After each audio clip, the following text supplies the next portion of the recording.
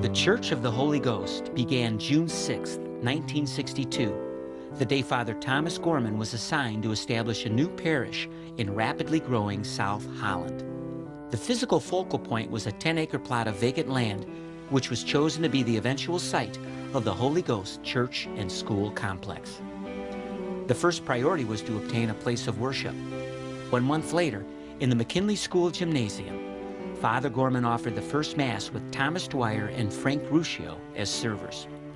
Soon, daily Masses were being celebrated in the parlor of the tiny farmhouse that served as the rectory.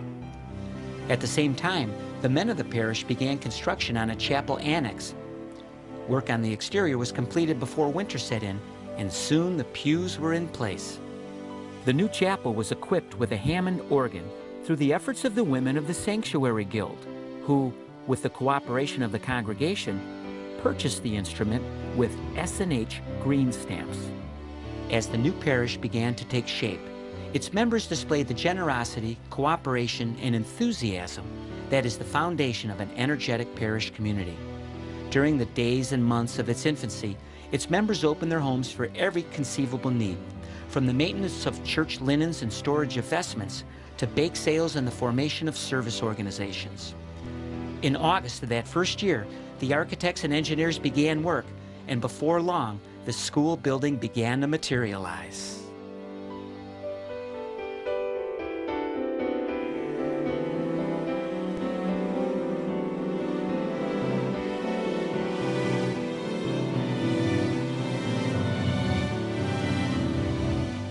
The new school building housed 170 pupils in 1st through 4th grades during its first year, but was built for eventual expansion to 16 classrooms to handle up to 800 students. Completion of the new building was commemorated with the solemn blessing of its cornerstone. Soon, it was announced that the teachers would come from the Sisters of Charity of Mount St. Joseph, Ohio, who also taught at Elizabeth Seton High School. Sister Mary Peter, the first principal, led a faculty that included Sister Constance, Sister Jean Catherine, and Miss Mary Lou Huizenga. The lay members of the faculty accomplished their work with extraordinary dedication and competence. Their efforts imparted a life-shaping, positive impact on an entire generation. The first flag to be raised in the court facing the school was the gift of Mr. and Mrs. George Johnson. It was presented to them when their son lost his life in defense of our country.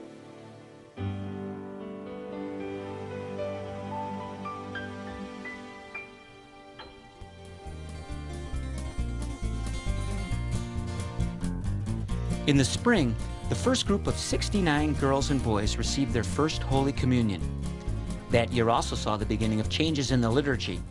Transition from the old to new was aided by the efforts of Reverend William Lyon, who arrived at Holy Ghost in the summer of that first year. It wasn't long before traditions began to emerge in the form of yearly events and social networks. April 1967 marked the first step toward construction of the permanent church. Also that spring, folk masses were introduced for the parish young and young of heart. In 1968, the school awarded diplomas to the first graduating class of 50 students, the first group to go all the way through. Unifying the new congregation by providing a steady flow of information and communication was The Flame, the Sunday bulletin which made its debut during the early months. The Holy Name Society was organized in that first year by a dedicated group who wished to bring the members of the parish together, both spiritually and socially. In addition to steak barbecues and golf outings, they sponsored closed-circuit TV Bear home games in the parish hall, which always garnered capacity attendance. The official restaurant of Holy Ghost sports fans was Rube's Sportsman's Club, home of the ginormous ham sandwich. The fruits of all its activities had enabled the Holy Name to provide funds for parish projects, the first of which was a new blacktop surface on the church parking lot. Changes in the liturgy brought with it the need for the congregation to take a more active role in the church service. 24 men, ranging from high school age up, headed by James Vitor, responded wholeheartedly to the call to be lay readers in the parish, faithfully fulfilling Mass assignments on Sundays and holidays. Hail the unsung heroes of any church community, the ushers. Like the mailmen, They're always there, in all kinds of weather. These amiable gentlemen are responsible for maintaining order before, during, and after services. The Ushers Club has been in existence since the first year, with as many as 55 members at any given time. To ensure the inclusion of songs into the earliest services, a group of parishioners bound by a keen appreciation of music and parish spirit gathered informally to form the nucleus of the first choir. It was formally organized by Father Lyon, who doubled as the director and part-time organist. In 1968, the parish was blessed with the addition of Don Foos, a full-time choir master and organist. He brought beauty and joy to the Mass with melodic liturgical music, as well as providing a solid foundation for scores of piano and organ students. The church choir's faithful weekly practice, plus the musical expertise of its director, ensured a high standard of excellence. "Together we serve" was the motto of the Holy Ghost Altar Boys.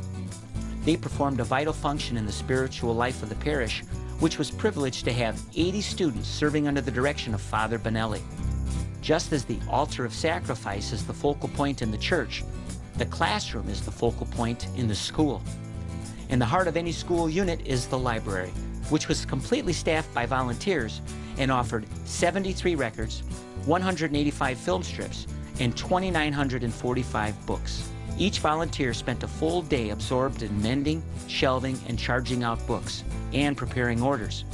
First and second grade pupils enjoyed a delightful fringe benefit, the Story Hour with Mrs. McDonough. Over the next 8 years, the student body grew from 160 to 650. The Spark was Holy Ghost School's newspaper. Edited and published by the 8th graders, it gave all students the opportunity to contribute stories, poems, jokes, and illustrations, and indirectly kept the parents up to date.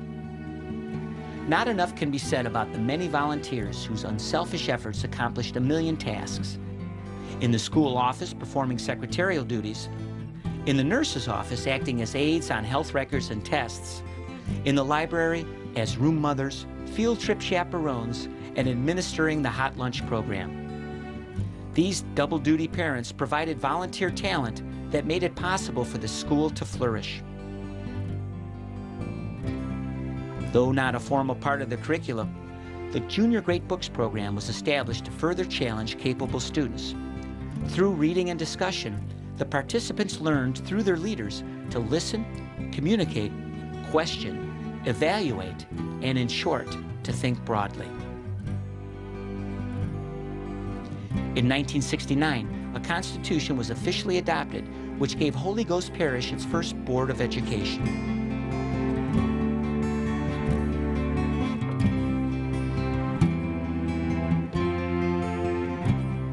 In a young and vital community, social events are most important in forming new friendships and stimulating interest in parish activities. Spirit flourishes in an atmosphere of good fun. In this spirit, the Mr. and Mrs. Club was born. They did not have a firm calendar of events, but when its 100-plus couples planned something, you could be sure it would be fun. Over the years, they had Las Vegas-style fundraisers, candlelight bowling, Chinatown dinner tours, Christmas caroling gatherings, along with St. Patrick's and St. Joseph's Day dances, polka festivals, and country western luau's. The Girl Scouts were organized to inspire those with the highest ideals of character, conduct, patriotism, and service, that they may become happy and resourceful citizens and Christians. They undertook a variety of outdoor and community service activities, which focused mostly on adventure and altruism. Cub Scouts Pack 405 boasted 65 members. They packed up honors as a matter of course. As they worked towards their objectives to build character and promote the spirit of fair play, they worked diligently but enjoyed annual events that exposed them to a wide variety of outdoor fun and adventure. Similarly, the Boy Scouts of America, Troop 405, were organized with the objective of developing character, citizenship, and physical fitness. To attest to this fact, 15 scouts qualified in outdoor life and so were able to engage in a week-long trip to the Boundary Waters Wilderness. no small part of the credit is due to a splendid leader, Scoutmaster Walt Stanke. Under his stewardship, the boys of Troop 405 enjoyed numerous exciting expeditions in the Quetico Wilderness in Canada, Camp Awasipi in Michigan, polar bear tent camping in the snow, cave exploring in southern Indiana, overnight backpacking in Wisconsin, and ski trips to Michigan. They engaged in monthly hikes and overnight trips, wherein the older boys led the younger ones and decided on the types of activities to pursue, while the adults monitored and empowered them. There's never been a precise formula for the development and healthy growth of a parish, but one important element is certainly a great sports program. It was brought to life with the appointment of Father Benelli as athletic director. In 1970, a 221-man steering committee elected Bill Maloney president of the Holy Ghost Sports Club. The group immediately embarked upon a campaign to raise the necessary funds, and suddenly the Holy Ghost Phantoms were launched. In the spring of that year, Bill Murphy worked with some of the boys and formed a track team. By early September, 10 dads worked with head coach Sal Savato to develop a football program. At the same time, Fran Quedman was busily at work training a bevy of 18 cute and energetic cheerleaders who bounced in red and white on the sidelines at every game with some of the most contemporary cheers you ever heard. Later that year, Fred LaFerno put together a basketball program, and Marge Burke and Fran Mills did the same for girls volleyball. The strong support of the parents, combined with the tenaciousness of the athletes, put Holy Ghost squarely on the map of highly competitive schools within the region.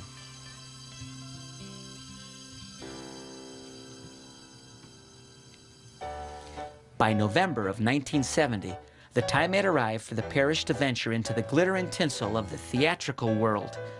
Enthusiastic volunteers responded by the score to a call for a mammoth, way-off-Broadway production entitled Holy Ghost After Dark. Every classroom in the school was artistically converted into some phase of a club or restaurant theme, and the units were self-contained. The individual committee in charge of each space was responsible for every phase of its operation, from set decorations to entertainment. This was no small task, since the transformation began at the close of school on Thursday, with Friday being a holiday, and every trace of the show erased in time for classes as usual on Monday morning. Led by Barbara McGrath and Jim Burke, with Father Benelli prompting from the wings, the event proved extremely successful in terms of fun and profit. One of the traditional family fun events in the Holy Ghost Parish was the annual picnic. It's been held in a variety of places, from farms to groves to forest preserves. On this great day, spent together in the outdoors, prizes were awarded to winners in games for all children of all ages. There were wheelbarrow races, ball games, pep rallies, balloon races, and barn dancing. All these things made for a most enjoyable outing with friends and neighbors, a day in the country which was anticipated with more pleasure each year. The desire of our pastor, Father Gorman, to have a special book published to commemorate the dedication of our permanent church led to the development of this verbal and pictorial history from the beginning of Holy Ghost Parish. Those of us named here wish to acknowledge the invaluable assistance of the many who are not named. To those of you who provided background information and photos from your private collections. To those of you who worked so hard rounding up advertisers, sponsors, and patrons, we thank you for your help in making this the most comprehensive anthology possible.